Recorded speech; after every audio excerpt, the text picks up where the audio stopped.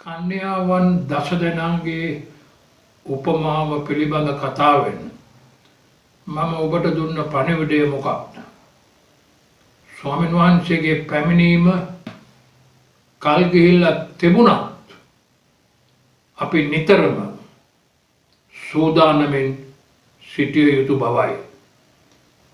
මැතේවුතුමාගේ සුභාරංචියේ 25 වෙනි පරිච්ඡේදයේ ඒ පිළිබඳව අන්තිම වගන්තිය එනම් 13 වෙනි වගන්තිය කියනවා. එබැවින් දවසවත් පැයවත් නුඹලා නොදන්න නිසා අවදිව සිටපල්ලා.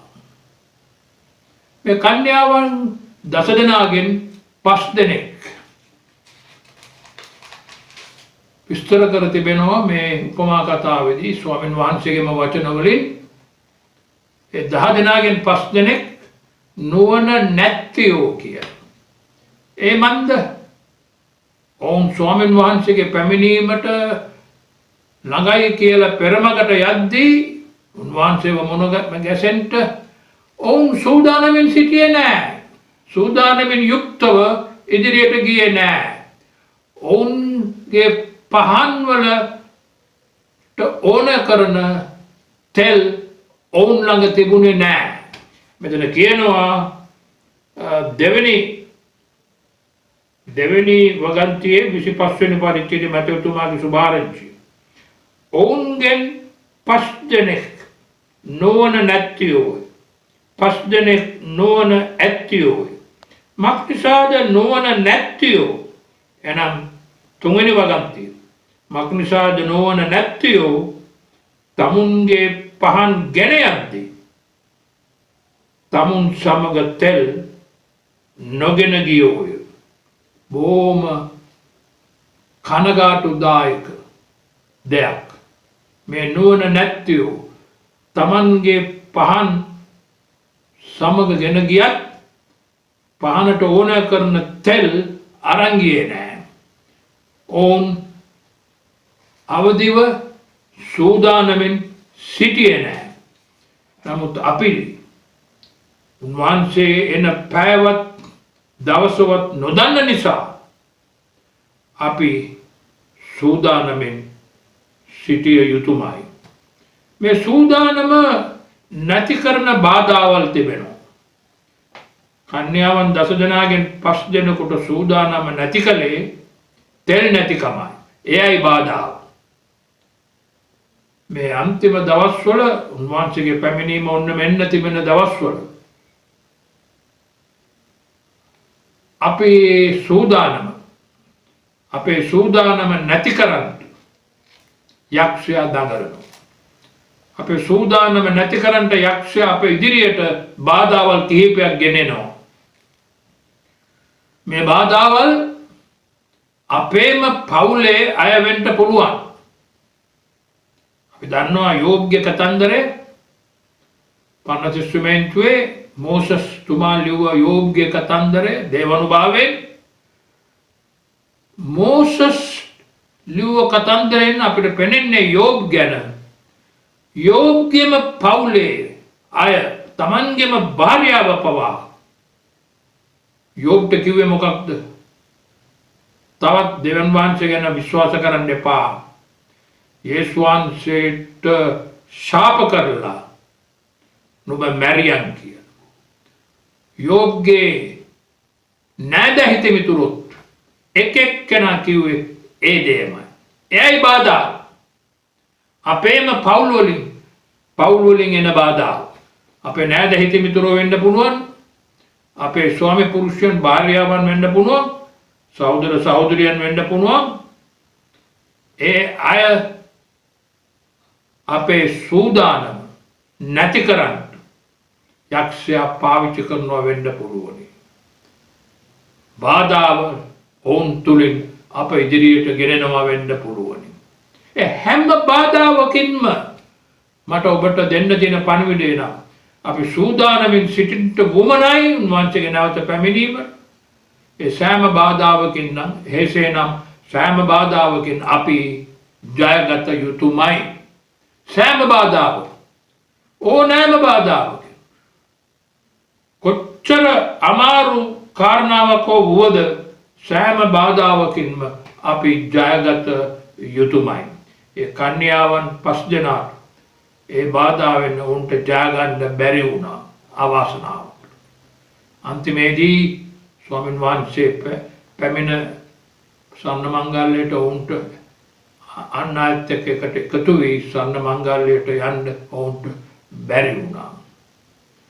ඉතින් අපි බාධාවල් අඳුනගෙන මොන බාධාවල්ද කියලා අපේ සෑදීම සූදානම් වීම නැති කරන්න යක්ෂයා ගෙනන බාධාවල් මොනවද කියලා අපි දැනගෙන අපි ඒ සෑම බාධාවකින්ම ජයගත යුතුමයි.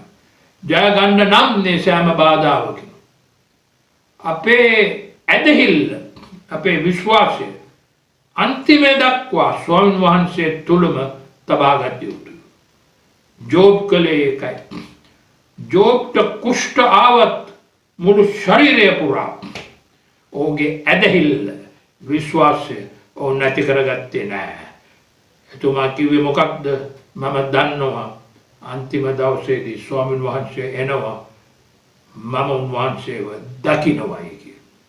ඒ විදිහටමයි අපේ විශ්වාසය අපේ ඇදහිල්ල මොනම බාධාවක් හෝ වුවද ආවත් අපේ විශ්වාසය අපේ ඇදහිල්ල ස්වාමීන් වහන්සේ තුල තබාගත යුතුමයි.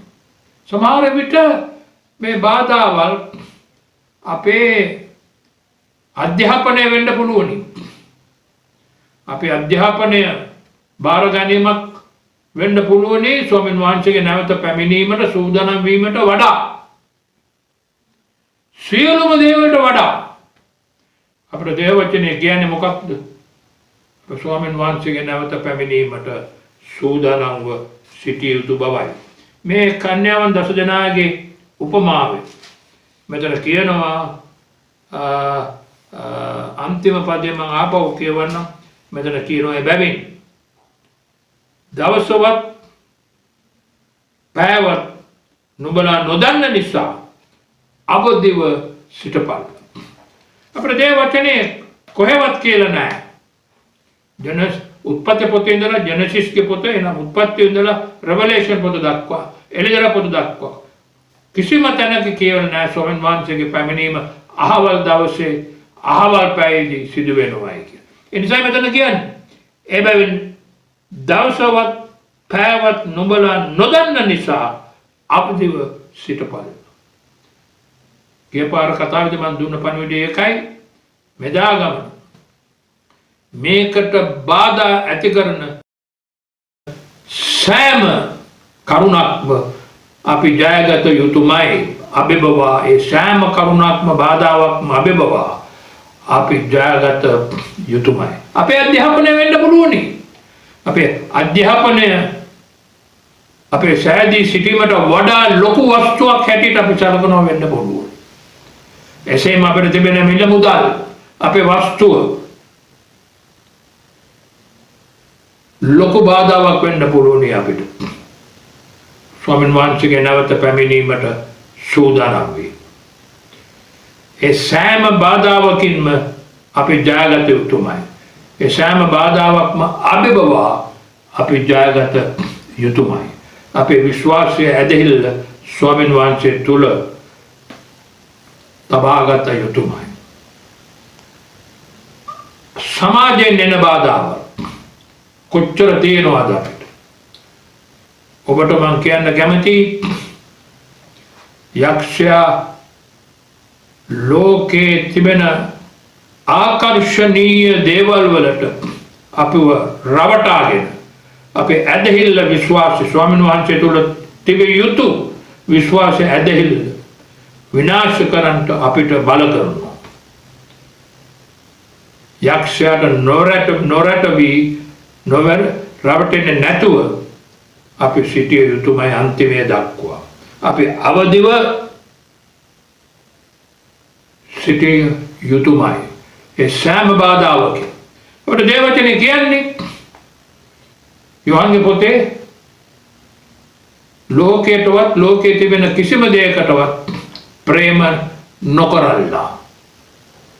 අපි ලෝකේ තිබෙන දේවල්ට අපි ප්‍රේම කරනවා නම් ස්වාමීන් වහන්සේ තුල අපට ප්‍රේමයක් ඇත්තේ නැහැ. ඒ නිසා ලෝකෙන් අපි ජයගත යුතුමයි. අපි ලෝකේ හිටියත් යේසුස් වහන්සේ ජයගත්තා වගේ අපි ලෝකෙන් එන ඒ දුර්පක්ෂවලින් අපි ජයගත යුතුමයි.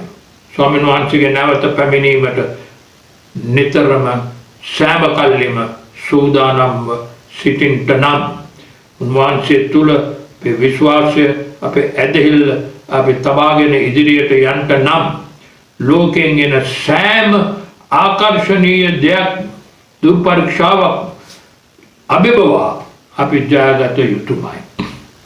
එනිසා මිත්‍රය මම ඔබට දෙන්න තියෙන පණිවිඩය තා වැදගත් පණිවිඩයක් මේ කන්‍යාවන් 10 දෙනා ඒ උපමාව පිළිබඳව අපි නුවණ නැත්තිව සමග නෙමෙයි නුවණ ඇත්තිව සමග අන්තිම දක්වා අපි සිටිය යුතුමයි.